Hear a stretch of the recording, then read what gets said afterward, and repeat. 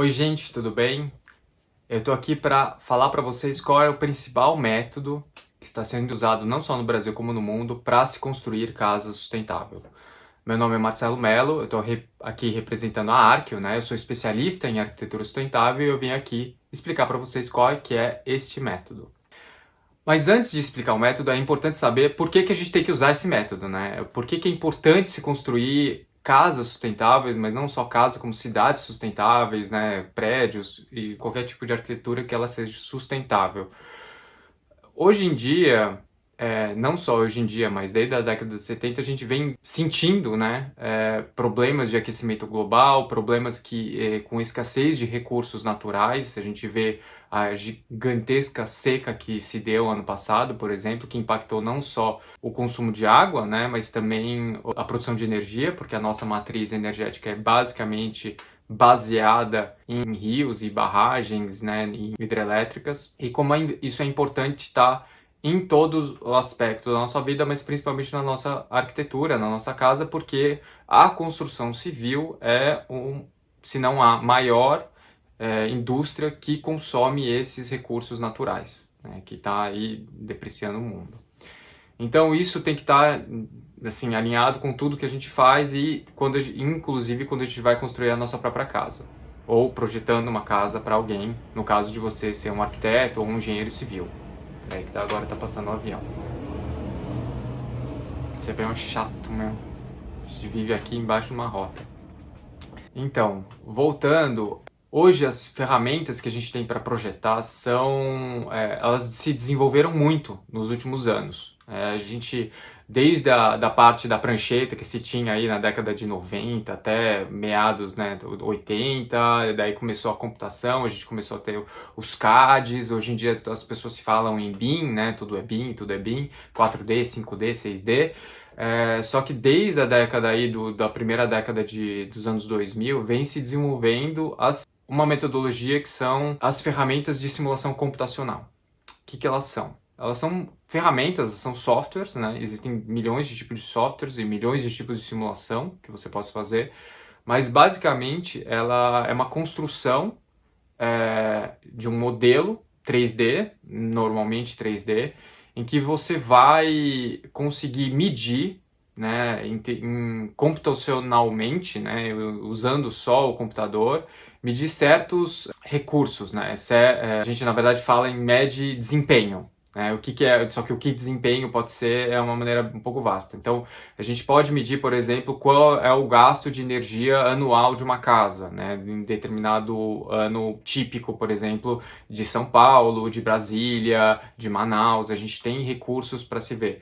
Quanto que se vai se fazer de calor, né? Como é que vai se comportar as temperaturas internas, então se vai fazer muito calor ou muito frio em certa época do ano, se o inverno vai chegar a 6 graus e meio no pior dia do ano, ou se ele vai ficar um pouco mais quente, vai ficar 10 ou 15 graus, ou se você vai precisar de ar-condicionado ou não vai precisar de ar-condicionado. Se vier uma onda de calor, por exemplo, que vai varrer aí 40, 50, sei lá, 50 graus é mais difícil de ter no Brasil, mas uma onda de calor que tenha 42, 43 graus aí de temperatura do ar, o que vai acontecer dentro da casa. Hoje em dia a gente tem ferramentas que conseguem medir isso, né? Então é uma ferramenta que te ajuda a medir esses desempenhos. O que o mercado entende hoje? Que essas ferramentas normalmente são ferramentas que o mercado brasileiro, tá? Porque lá fora já é bem diferente. O mercado brasileiro entende que essas ferramentas existem para auferir um desempenho do projeto, mas de uma maneira protocolar, né? Eles precisam ter um carimbinho lá que fale que atenda a norma de desempenho ou que tenha lá os pré-requisitos de alguma certificação ambiental, seja LEED, seja Aqua, seja Procel. Então, muitas vezes essa ferramenta é utilizada no final do projeto, o que é um grande erro, né? Porque você perde toda a inteligência da ferramenta.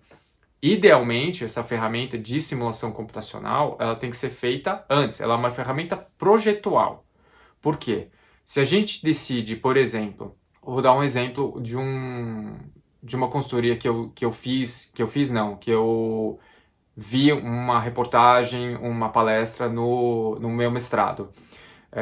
Teve um prédio, eu não lembro se era em Dubai ou se era Sudeste Asiático, alguma coisa assim. O prédio, o que acontece? Era um prédio, daqueles prédios de 200 andares, 300, sei lá, aqueles, não digo quilométrico, mas é quase isso.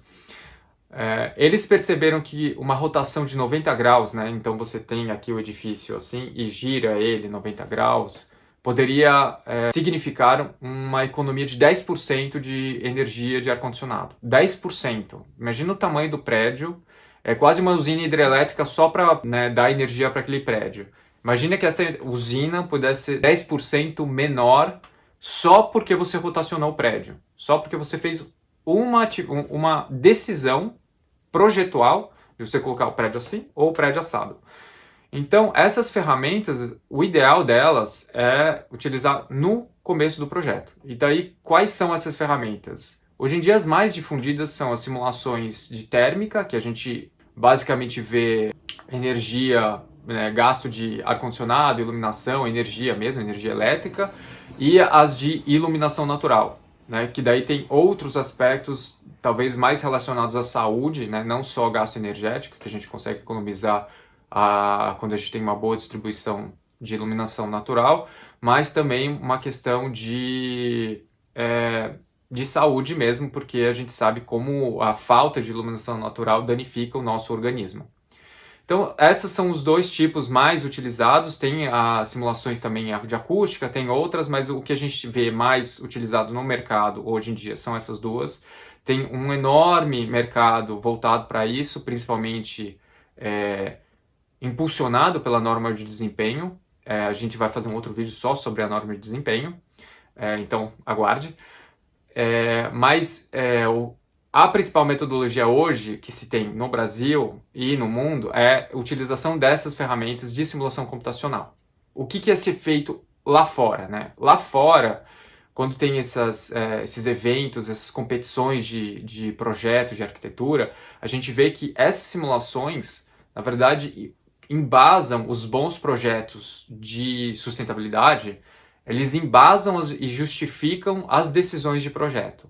Então, se você colocar o prédio assim ou assado, você vai economizar tanto de energia. Se você fizer um brise mais espaçado, menos espaçado, você consegue tanto economizar energia como ainda manter uma boa iluminação natural. E são essas ferramentas de simulação que vão te dar quantificação de quanto é bom e quanto é ruim.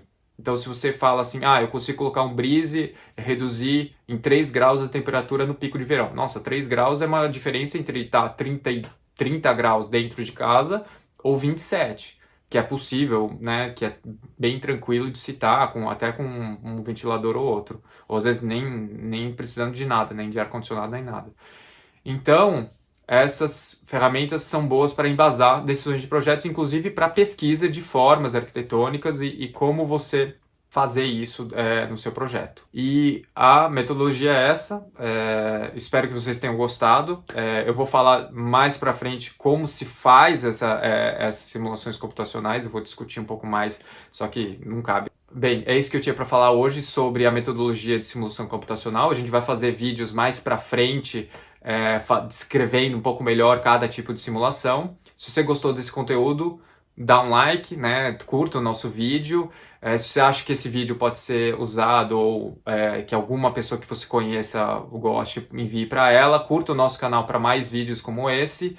E vocês podem seguir a gente no Instagram, porque no Instagram a gente consegue, a gente acaba dando mais dicas do dia a dia, né? Principalmente pelos stories, para ajudar a todo mundo a fazer uma arquitetura sustentável, até porque sustentabilidade a gente faz junto, a gente não faz sozinho. É isso por hoje, gente. Tchau, tchau.